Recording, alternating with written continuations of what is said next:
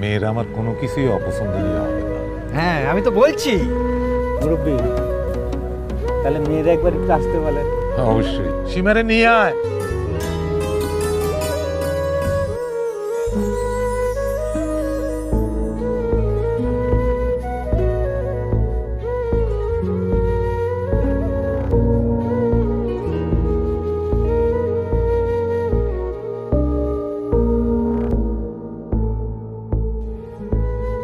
মেয়ের বাবা যখন আমরা ছবি পাঠাইছে হোয়াটসঅ্যাপে, সাদা কালো ছবি পাঠাইছে।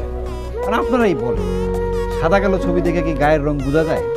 কালো মাইয়া তো আমরা আনুম না, অসুন্দর মাইয়া আনুম না, যেটা দেখে পাড়া প্রতিবেশী আমাকে নানান কথা কইব। রাজু কিন্তু বিয়ের পাত্র হিসেবে খুব একটা সোনার টুকরা ছেলে না। ও কয় টাকা বেতন পায়? সুন্দরী মেয়ে দেখে বিয়ে দেই, তাহলে তো ওই মেয়ের কসমেটিক্স কিনতে কিনতে রাজু সব টাকা শেষ হয়ে যাবে। তারপর 2 দিন পর যখন দিতে পারবে না, তখন রাজুকে লাথি